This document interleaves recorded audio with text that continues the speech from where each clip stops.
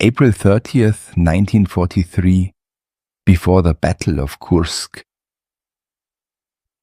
My name is Wilhelm Kohler, and I hail from a small village near Stuttgart.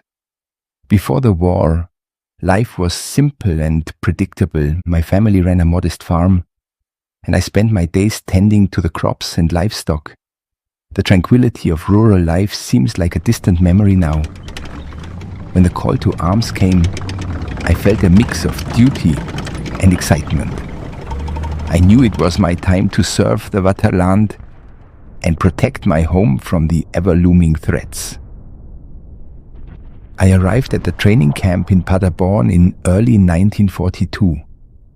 The rigorous training was a shock to my system, but it quickly became clear that every lesson, every drill was essential. We were trained in various aspects of tank warfare, from basic maintenance to advanced combat maneuvers. My instructors Hauptmann Muller and Oberleutnant Schmidt were veterans from previous campaigns, and their stories of battle filled us with both dread and determination. The camaraderie among the recruits helped us push through the grueling exercises. We knew we had to rely on each other in the heat of battle. The Tiger I tank, with its formidable 88 MSEKWK, 36 gun and thick armor, was the pinnacle of our engineering prowess. We learned every inch of this beast, understanding its strengths and weaknesses. Our training involved countless hours in the classroom, live fire exercises and tactical drills. By the time I was assigned to Tiger 213, affectionately nicknamed Der Bar, the bear, I felt a deep bond with my crew and the machine itself. Our journey to the Eastern Front was long and arduous. The landscape changed from the rolling hills of Germany to the vast flat plains of Russia. We traveled by train, the Tiger tanks loaded onto flat cars, drawing the stares and whispers of civilians. As we neared our destination, the reality of war became more apparent. Bombed-out villages, scorched earth, and the ever-present smell of death reminded us of the fierce battles ahead. The Battle of Kursk was imminent, and the tension in the air was palpable. The Wehrmacht was gearing up for what promised to be one of the largest tank battles in history. The Soviets had fortified their positions, and we knew this would be a brutal confrontation. Our orders were clear: break through the Soviet defenses and encircle their forces. The confidence in our Tiger I tanks and our training was tempered by the knowledge that the enemy was well prepared and numerous. As we settled into our positions near the town of Prokhorovka, the rumors of the Soviet strength circulated among the ranks. We heard stories of thousands of T-34 tanks and KV-1S, their crews determined to defend their homeland at all costs. Our intelligence reports highlighted the challenges ahead, but we were resolute. We knew that the outcome of this battle could determine the course of the war on the Eastern Front. June 5th, 1943, during the Battle of Kursk. The sun barely pierced the heavy smoke and dust that enveloped the battlefield. The Bar, my command vehicle, stood ready near the town of Prokhorovka. Fritz, our driver, ran final checks on the Maybach HL230 P45 engine. Karl, our gunner, reviewed the targeting systems, while Hans, our loader, ensured we had ample ammunition. Otto, our radio operator, fine-tuned the communication equipment, keeping us connected with HQ. Yesterday we faced our first wave of T-34S. Their speed and maneuverability were impressive, but our Tiger's armor held firm. Karl's marksmanship was impeccable. Each shot from our 88 mm gun hit its mark, sending Soviet tanks ablaze. Hans worked tirelessly, ensuring a constant supply of shells. Fritz navigated the rough terrain with skill, positioning us advantageously while Otto maintained communication with HQ, relaying crucial information. The Soviets launched a counterattack this afternoon. Waves of T-34S and KV-1S bore down on us. The battlefield was a chaotic mess of fire and metal. At one point, we were flanked by a group of T-34S Fritz with nerves of steel pivoted their bar to face them head-on. Karl fired shot after shot, and Hans's speed with loading was our lifeline. Otto reported our situation to command and directed machine gun fire to keep infantry at bay. The Soviet tanks were relentless. The air inside the tank was stifling, filled with the acrid smell of gunpowder and sweat. The noise was deafening, the constant barrage of artillery, machine gun fire, and the roar of our own engine. Yet, amidst this chaos, our crew functioned like a well-oiled machine.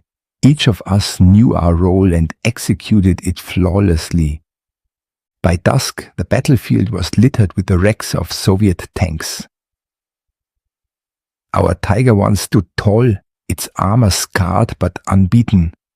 We had pushed the Soviets back, but we knew this was far from over. Our supplies were running low and we hadn't slept in over 24 hours. But the adrenaline kept us going. We made temporary repairs, checked our ammunition, and prepared for another day of combat. June 6, 1943.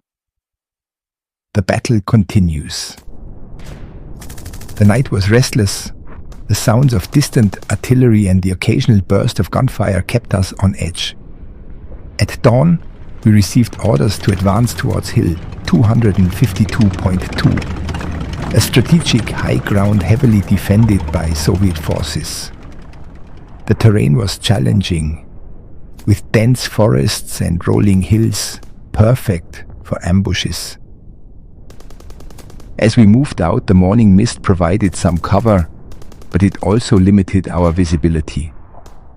Fritz, ever the careful driver, navigated the rough terrain with skill. Suddenly Otto's voice crackled through the radio. Enemy tanks spotted at 2 o'clock. My heart raced as I ordered Fritz to halt and Karl to prepare to fire. Through the periscope, I saw them, a line of T-34S moving into position. Fire! I commanded. Karl's first shot hit its mark. A T-34 erupted in flames. Hans quickly loaded another shell and Karl fired again, taking out a second tank. The Soviets returned fire, their shells whistling past us. One struck nearby, shaking their bar, but leaving us unharmed. The battle intensified. The forest echoed with the sounds of tank engines, gunfire and explosions. We pressed on, determined to reach the hill. Our coordination was seamless, each member of the crew performing their duties with precision. Fritz maneuvered us through the trees, Otto relayed vital information, and Karl and Hans continued their relentless barrage. We took out several more T-34Ss, but they kept coming. Their numbers seemed endless. The Soviets had fortified their positions with anti-tank guns and infantry support. We faced a deadly combination of firepower and determination. Despite the odds, we pushed forward, inching closer to our objective. By noon, we were at the base of Hill 252.2. The Soviets had dug in, and the resistance was fierce. Machine gun fire peppered our hull, and grenades exploded around us. We responded with everything we had, our 88M gun blazing. Slowly, methodically, we advanced up the hill, taking out enemy positions one by one. It's lovely to see their tanks burning in hell. As we reached the summit, I felt a surge of triumph. The Soviet defenses were crumbling, and we had the high ground. But the cost was high. The battlefield was strewn with the wrecks of tanks and the bodies of fallen soldiers. The smell of burning metal, Soviet defeat, dead officers and gunpowder hung heavy in the air. Moscow will be ours eventually. We are unstoppable. June 7th, 1943. Reflecting on the victory. The battle for Hill 252.2 was a hard-fought victory. We had achieved our objective, but the price was steep. The fields below were a testament to the ferocity of the fighting. The bar had performed admirably, and my crew had shown incredible bravery and resilience. Yet the cost of war weighed heavily on us all. The Soviets had fortified their positions with meticulous care. Their trenches were deep, reinforced with timber and sandbags, and their machine gun nests were strategically placed to create deadly crossfire zones. Anti-tank guns were hidden in well-camouflaged positions, ready to ambush our advancing tanks. We estimated they had around 10,000 men in the immediate vicinity, supported by a mix of T-34S and KV-1S. Their artillery was also a significant threat, with guns positioned on the flanks and rear to provide support. Our intelligence had reported several Soviet commanders, including General Ivan Chistyakov, a veteran of previous engagements. His presence was a clear indicator of the seriousness with which the Soviets were defending this sector. We also knew that political commissars were present, ensuring that the soldiers remained motivated and loyal to Stalin's cause. As we advanced, we could see the determination in the eyes of the Soviet soldiers. They fought with a tenacity born of desperation and patriotism. Their infantry launched waves of attacks, using the cover of their trenches and the terrain to get close to our tanks. Our machine guns and supporting infantry had to work tirelessly to keep them at bay. We are superior. We will always be superior, and they know it. The terrain itself was both a hindrance and a help. The rolling hills and dense forests provided cover, but also created choke points where the fighting was fiercest. The weather was unseasonably warm for early June, and the heat added to the exhaustion and strain on both men and machines. Our tactics were straightforward yet effective. We used our superior firepower and armor to punch through their defenses. Fritz's driving was critical as he maneuvered their bar to exploit gaps and weak points in the Soviet lines. Karl's marksmanship with the 88M gun was devastating, targeting enemy tanks and strongpoints with deadly accuracy. Hans worked tirelessly to keep the gun fed, while Otto's communication kept us informed and coordinated with the rest of the battalion. Reflecting on the broader war, I couldn't help but think of the Soviet Union's vastness and resilience. Despite our victories, the road to Moscow is long and filled with challenges. The Soviet soldiers we faced were fighting for their homeland, their families, and their future. It was a sobering thought, reminding me of the human cost of this conflict.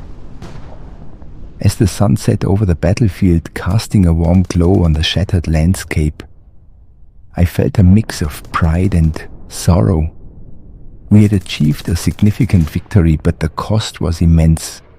The faces of fallen comrades haunted me, and I couldn't help but wonder what lay ahead.